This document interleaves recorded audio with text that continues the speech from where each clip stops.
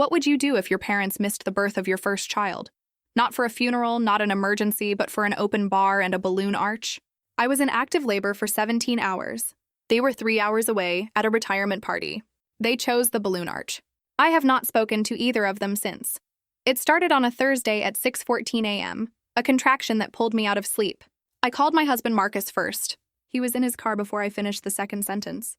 Then I called my mother. "We will drop everything," she said. Those were her exact words. They were in Scottsdale for my father's college roommate's retirement party. I told her not to rush. First labors take time. By 9 a.m., I was admitted, 6 minutes apart. "On our way, sweetheart," she texted. By 1 p.m., no answer. By 2:30, straight to voicemail. By 4, Marcus called my father directly. Nothing. I told myself it was bad cell service. Meanwhile, in the hallway, Marcus called his own mother in Portland, who picked up on the second ring and said, "I'm booking a flight right now." Lily arrived at 11:47 p.m., 6 pounds, 4 ounces. She cried for 12 seconds, then went completely still on my chest, like she already knew this heartbeat. Marcus pressed his forehead to mine. The waiting room stayed empty. At 12:21 a.m., with the blood pressure cuff still cycling and Lily asleep on my chest, a Facebook notification came through. 47 photos from the retirement party. My mother laughing, wine raised, in front of a balloon arch, 10:47 p.m. My father with his arm around his friend, grinning, 11:18 p.m. My mother on the dance floor, 11:52 p.m. Lily was born at 11:57.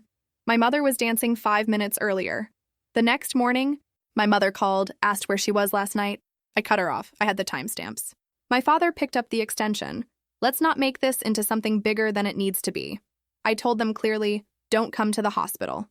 2 days later, my Aunt Linda called with the detail that made everything permanent.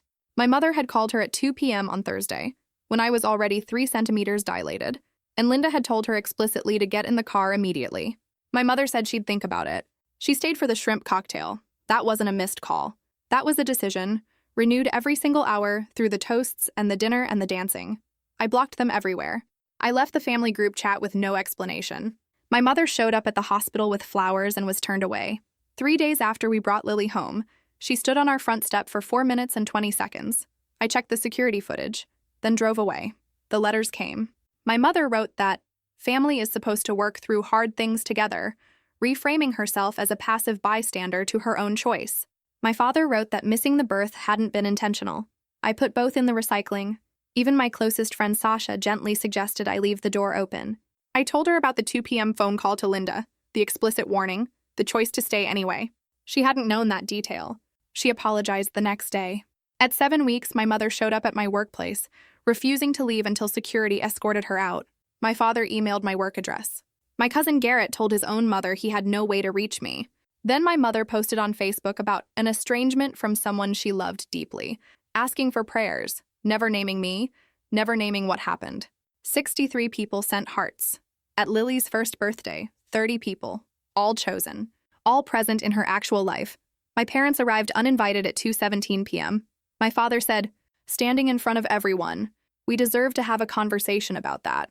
I told them plainly. At 2 p.m. that Thursday, they were 45 minutes from the highway. My mother had called Linda. Linda told them to leave. They stayed. They were photographed dancing 5 minutes after Lily was born. This wasn't a communication problem. I had communicated with total clarity every time since. They left. My father's hand on my mother's arm, steering her out. She looked back once. I held her gaze until she turned away. Linda apologized to me that day. Admitted she'd spent 2 months quietly hoping I'd soften, until she watched my mother walk in uninvited and still claimed to be the one wronged. "You were right from the beginning," she said. Sasha called that night too, admitting her balanced advice had really been discomfort with boundaries she'd never set in her own life. Over the following months, Linda's updates came quietly. My mother withdrew from her clubs and committees. My father's blood pressure became a medical concern. They stopped hosting Sunday dinners. My mother joined a support group for estrangement, not loss. When Lily was 14 months old, Linda called again, her voice heavy. My father had suffered a serious heart attack. I sat on the hallway floor for 2 full days, running the same calculation over and over, and arriving at the same answer every time.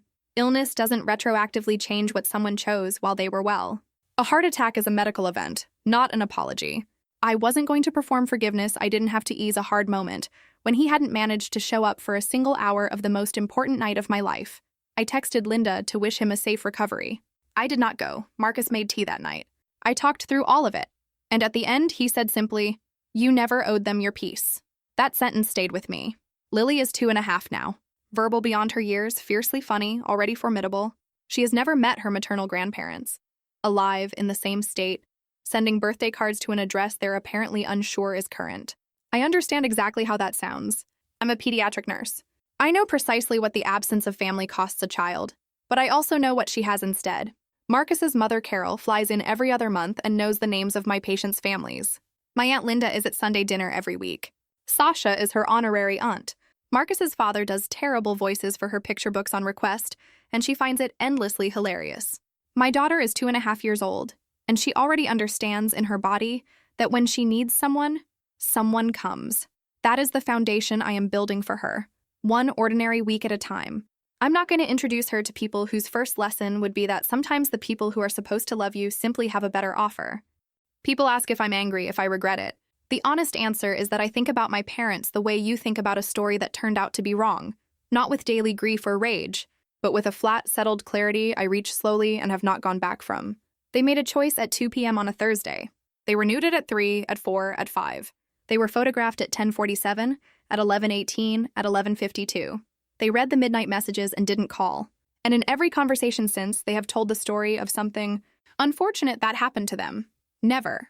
Once the story of a choice they made and were prepared to own. I stopped waiting for the version of them that hadn't shown up on the dance floor this morning. Marcus came back from the gym in shoes he forgot to change, kissed the side of my head, and started telling me about a cardboard box Lily had turned into a boat the day before. I stood in our kitchen holding my coffee, feeling the full weight of everything I chose and everything I didn't, and there wasn't a single ounce of question in either direction. There are people who drop everything when you need them, and there are people who stay at the party. You cannot turn the second kind into the first.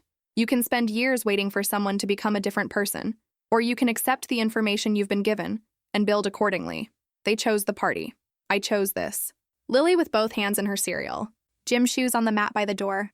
Linda texting that she's bringing dessert Sunday. Sasha proud of me, which she never says lightly. A cardboard boat taking up half the living room. Carol on FaceTime asking to see the spoon trick one more time. 12 seconds of crying. And then the stillness. The recognition of someone who already knew exactly where she belonged. That is what I am holding. That is what I keep.